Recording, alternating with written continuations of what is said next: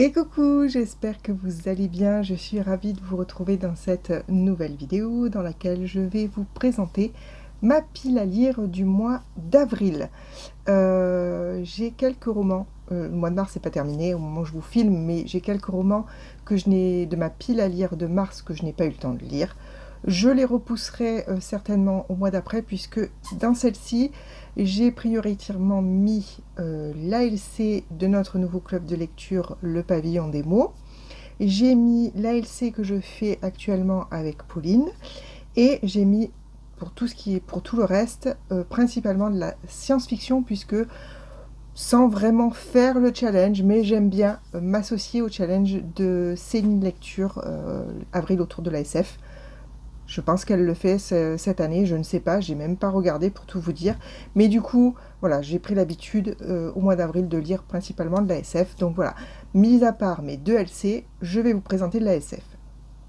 Et donc, sur mes lectures du mois de mars que je n'ai pas eu le temps de terminer, je pense que je les reporterai, si c'est de la fantasy, au mois de mai, sinon peut-être encore plus tard, puisque c'est pareil, hein, le mois de mai, en général, je le consacre à la fantasy, puisque longtemps, j'ai fait le challenge de Steph de Piketty Booking, et voilà, donc du coup, je me suis habituée, je ne sais pas non plus si elle le fait encore cette année, mais voilà, ça sera certainement un mois quand même principalement fantasy. Donc, bon, ça, on y reviendra au mois de mai. En tout cas, ceux que je vous présente ici sont ceux pour le mois d'avril. Donc, la lecture commune que j'ai commencé avec Pauline sur le mois de mars, et que du coup, c'est une intégrale en 3 tomes. Du coup, on va continuer, on va poursuivre notre lecture, je pense, sur les mois à venir. Donc, je vais attaquer le tome 2 sur le mois d'avril, puisque j'ai terminé le tome 1 au mois de mars. C'est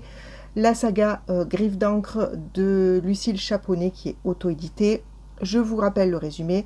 Jan est une mercenaire. Son but, arrêter les créatures qui menacent l'équilibre entre le monde invisible et le nôtre. Pourtant, le jour où elle se fait attaquer par un monstre sanguinaire inconnu, sa vie bascule. Il n'en faut pas plus pour la SSFMI, la Société secrète française du monde invisible, pour faire appel à ses agents. Avec l'aide d'un demi-démon et de son collègue au sourire ravageur, Jeanne doit... Jeanne, je sais pas pourquoi je dis Jane, pas du tout, hein, en français c'est Jeanne. Jeanne doit désormais enquêter sur une série de meurtres. Accompagnée de Grisou, son chat ronchon, et de sa meilleure amie Mel, saura-t-elle élucider ce mystère? Et surtout, y survivra-t-elle? Voilà, le tome 1, je vous en reparlerai. En tout cas, normalement, sur avril, on se lit le tome 2. La lecture suivante que j'ai prévue pour ce mois d'avril, ce n'est autre que la lecture commune prévue dans le cadre de notre club de lecture, le Pavillon des mots. Si vous ne savez pas ce que c'est, je vous invite à aller voir la vidéo dont je vous mets le petit lien juste en haut. Et donc, on a sélectionné comme thème pour ce mois d'avril Pirates. Et donc, notre première lecture commune après vote n'est autre que Redstone de Charlotte Embrun, qui est sortie chez Big Bang. Elle survit dans les bas-fonds de Greenboro depuis qu'elle est orpheline. Lorsqu'elle a l'occasion d'embarquer sur le Redstone, le bateau d'un redoutable pirate connu pour sa dent de pierre rouge qui le rend invincible, elle saisit sa chance de partir à l'aventure. À bord, elle fait la connaissance de Kiam, orphelin lui aussi, et se retrouve bientôt investie par le capitaine d'une dangereuse mission, mettre la main sur une mystérieuse carte. Elvie ignore alors que ce voyage va l'emmener bien au-delà des mers de son monde et à la rencontre de son propre passé. Comment échappera-t-elle au pouvoir de Sylvangan, le pirate sans foi ni loi, prêt à tout pour leur barrer la route? Et quel secret cache Akko, le charmant jeune homme aux yeux vairons qui semble en savoir beaucoup sur tous ces mystères? Voilà, c'est le choix des membres du club, des moussaillons du club, ou des matelots plutôt. Et voilà, on va se lancer dans cette lecture. Ensuite, je vais donc vous parler des lectures science-fiction que j'ai prévues pour ce mois d'avril. Je ne refais pas l'intro, vous savez. Donc le suivant est une fin de saga que j'aimerais terminer. D'ailleurs, j'en ai parlé dans ma vidéo, les sagas que j'ai en cours. Là encore, je vous mets le petit lien en haut si vous n'avez pas eu l'occasion d'aller voir. Les autres lectures que j'ai prévues, il y en a 4. Sur les 4, il y en a 3 qui font partie de ces sagas en cours. et une qui fait partie des lectures, des livres que l'on m'a offert, qui est aussi un de mes challenges de l'année, c'est-à-dire d'essayer de lire un maximum de livres qu'on m'a offert jusqu'à aujourd'hui. Donc, cette fin de saga n'est autre que Phobos, le tome 4 de Victor Dixon, qui est sorti chez PKJ.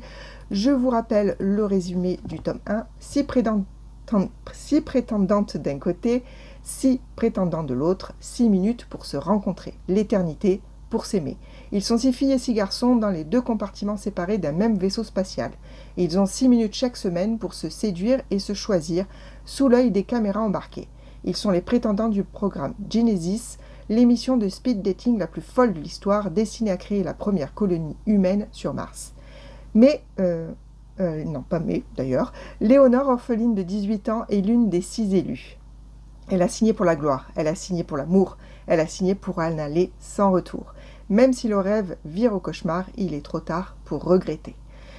J'ai lu les premiers tomes de cette saga, enfin le premier je crois, en lecture commune avec Marie. D'ailleurs si elle veut se joindre à moi, je ne sais pas où est-ce qu'elle en est dans la saga, parce que moi j'ai enchaîné plutôt rapidement et je crois qu'elle a mis en pause, donc je ne sais pas. Si jamais elle en est aussi là, que surtout Marie n'hésite pas à venir me le dire, au cas où. En tout cas moi je vais lire ce dernier tome parce que j'ai envie de terminer la saga. Ensuite, donc, comme je vous disais, encore une fin de saga avec ce roman, Les Éternels, qui est le tome 2, Terre, qui est le tome 2 de la saga Les Éternels, d'Amy Kaufman et Megan Spooner, qui est sorti chez J'ai lu. C'est une saga qui est un peu vieille, que j'aimerais du coup beaucoup terminer. Sachez que ce voyage est sans fin. Déverrouiller cette porte peut mener au salut ou à la perte. Alors choisissez et continuez votre périple si vous l'osez. La découverte de la planète Gaïa, peuplée autrefois d'une espèce extraterrestre éteinte depuis longtemps, est une chance pour les hommes. En effet, la technologie très avancée des Éternels leur permettra peut-être de réparer les dégâts environnementaux qu'a subis la Terre. Envoyés sur Gaïa pour des raisons très différentes, Mia et Jules devront oublier leurs divergences et s'allier s'ils veulent surmonter les obstacles et percer le mystère des temples. Or, ce n'est pas des pilleurs, des énigmes, ni des pièges laissés par les aliens dont ils devraient le plus se méfier, mais peut-être d'un plus grand danger encore, un danger qui pourrait conduire l'humanité à sa perte. Je me rappelle avoir plutôt bien aimé le tome 1, donc voilà, j'aimerais terminer l'histoire. Le suivant que je vais vous présenter, c'est aussi une fin de saga, alors pas tout à fait, c'est un préquel, donc il faisait partie des hors-séries que j'ai envie de lire depuis longtemps. Je vous parle bien évidemment de Lever de soleil sur la moisson de Suzanne Collins, qui est sorti chez PKJ, qui est un préquel à Hunger Games. Je ne vous refais pas l'histoire, on va suivre le Hunger Games de Haymitch, qui est le mentor de Katniss dans la saga principale. Voilà, j'ai très envie de le lire depuis longtemps. Il paraît qu'il est très bien, il a eu de super retours, donc c'est parti. Et le dernier, du coup, que je vous présente, c'est un cadeau que m'a offert mon plus grand fils il y a de ça maintenant très longtemps. Donc il serait temps que j'attaque. C'est Star Wars Dark Plagueis. Mon Dieu, je ne sais pas. J'aurais dit Plagius, mais il y a un U. Plagueis, je sais pas. Bref, c'est de James Luceno et c'est chez Pocket. Et ça parle du coup du mentor de Dark Sidious. Voilà, donc, et de certainement leur relation à cette époque-là. Dark Plagueis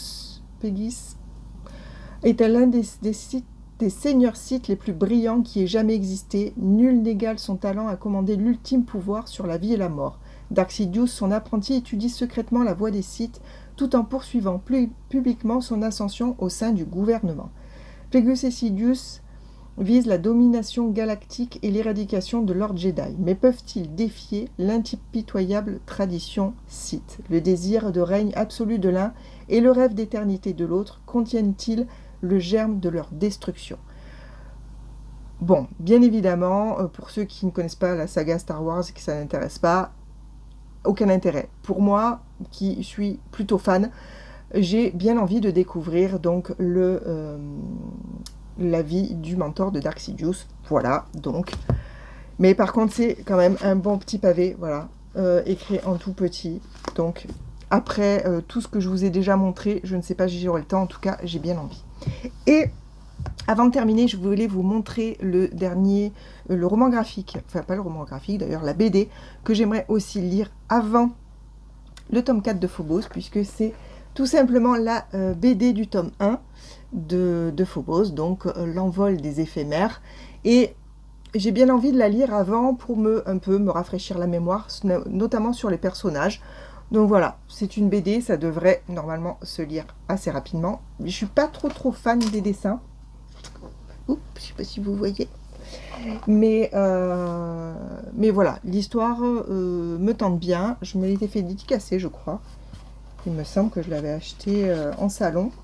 Oui, tout à fait, il est dédicacé. Donc voilà, avant de me lancer dans le tome 4 de Phobos, j'aimerais bien lire la BD. Voilà, c'est déjà terminé. Voilà, j'ai pas été très longue, j'espère que cette vidéo vous aura plu. Comme d'habitude, n'hésitez pas à venir m'en parler, me dire si vous avez lu ces livres, si vous intéresse de faire une lecture commune, ou si vous faites le challenge d'avril autour de la SF, quelle lecture vous avez prévue. Voilà, vous n'hésitez pas à venir en discuter en commentaire ou sur Instagram, ça sera avec grand plaisir. N'hésitez pas aussi à mettre un petit pouce en l'air, à vous abonner si ce n'est pas déjà fait, vous connaissez la chanson. En tout cas, je vous souhaite de faire de très bonnes lectures. Je vous souhaite aussi de passer une excellente semaine et je vous dis à très bientôt pour une prochaine vidéo. À plus!